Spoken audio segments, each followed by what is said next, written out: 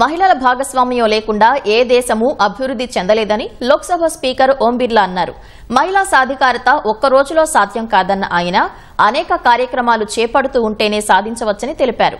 మహిళా reservation bill ఆమోదంతో రాబోయే రోజుల్లో వారి ప్రాతినిధ్యం మరింత పెరుగుతుందని రాజ్యసభ డిప్యూటీ చైర్మన్ హరివంశ్ ఆకాంక్షించారు. చట్టసభల మహిళా సాధికార కమిటీల తొలి జాతీయ సదస్సు తిరుపతిలో నిర్వహించారు. Lok Sabha speaker Om Birla, Rajya Sabha deputy chairman Harivansh, parliamentary మహిళా సాధికారత కమిటీ చైర్పర్సన్ పురంధేశ్వరి, ఏపీ శాసనసభ స్పీకర్ అయ్యన్న పాత్రుడు, ఉపసభాపతి రఘురామకృష్ణరాజుతో పాటు మహిళా ప్రజాప్రతినిధులు సదస్సులో పాల్గొన్నారు. చట్టసభల్లో మహిళా ప్రజాప్రతినిధులకు ఎదురవుతోన్న ఇబ్బందులు, సవాళ్లను అధిగమించడంలో మహిళా సాధికారత పాత్రపై సదస్సులో చర్చించారు. రాబోయే రోజుల్లో ఆర్థిక సాధికారతతో పాటు దేశ కార్యకలాపాల్లో మహిళల భాగస్వామ్యం పెరగాలన్న లోక్సభ స్పీకర్ ఓం బిర్లా, మహిళలు ఆర్థిక సాధికారత సాధించేలా చేసినప్పుడే వికసిత్ భారత్ స్వప్నం సాకారమవుతుందన్నారు. जो महिलाओं का नेतृत्व विरासत में भी रहा है और आज भी रहा है.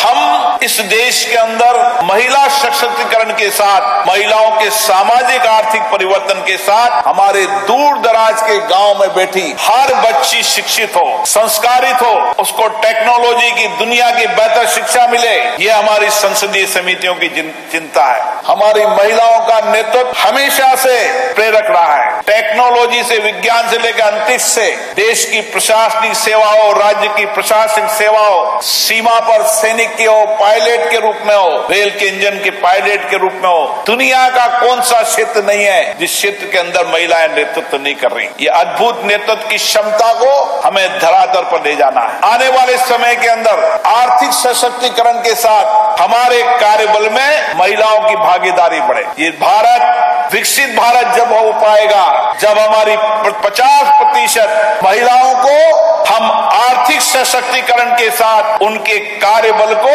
कुशलता की ओर ले जाएंगे तो निश्चित रूप से भारत विकसित भारत के सपनों को पूरा करेगा और ये सब आप लोगों की जिम्मेदारी है.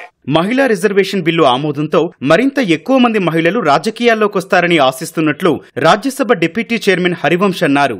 Back in 2006, I think Bihar was the first among the states to have 50% reservation for women in the third tier of governance. Today, about 21 states have reservation of 50% for women in local bodies. The country has about 14.5 lakhs elected women representatives in Panchayat Raj institutions with a landmark women's reservation legislation passed in the new parliament building in 2023. I am certain that more women will be part of national leadership in times to come. This is women lead era of development. Venkateswara స్వామి సన్నిధిలో మహిళా సాధికారత సదస్సు జరగడం శుభపరిణామమన్న పురంధేశ్వరి, మహిళల అభివృద్ధికి మరికొన్ని తీర్మానాలు చేయాల్సి ఉందన్నారు. India's vision of a Viksit Bharat by 2047 rests on the pillars of equality, inclusion and empowerment. Women-led development has now become the new narrative, the core narrative of India's national strategy. As articulated by our Honorable Prime Minister Shri Narendra Modi ji, India is investing in women as catalysts of growth through improved access to education, entrepreneurship, health and digital literacy. Flagship schemes such as Beti Bachao, Beti Padhao, Stand Up India, Mahila Samman Savings Certificate and Pradhan Mantri Jan Dhan Yojana has created a transformative ecosystem where women are no longer simply beneficiaries but active contributors to the national progress. మహిళా సాధికారత గురించి ఎన్టీఆర్ ఎప్పుడో చెప్పడంతో పాటు చేసి చూపించారని speaker Ayyanna పాత్రుడు అన్నారు. ఇప్పుడు మీరందరూ కూడా మహిళలు అని మాట్లాడుతున్నారు. మా అన్నగారు ఎప్పుడో అన్నారు మహిళల గురించి, ఆస్తులు అక్కన్నారు, రాజకీయాల్లో మహిళలు రావాలన్నారు. సర్పంచులు, ఎంపీటీసీలు, జడ్పీటీసీలు, ఎమ్మెల్యేలు, ఎంపీలు అందరికి కూడా ఈరోజు మహిళలకు ఇస్తున్నారు.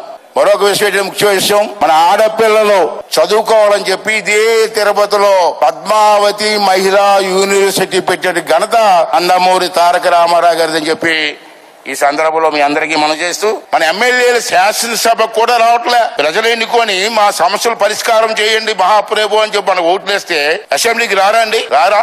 ఎక్కడో బయట మాట్లాడే బదులు అసెంబ్లీలో మీరు మాట్లాడవచ్చు కదా అన్నది స్పీకర్ గారు, వేదిక మీద పెద్దలందరూ కూడా పరిశీలించవలసిన అవసరం ఉంది సార్.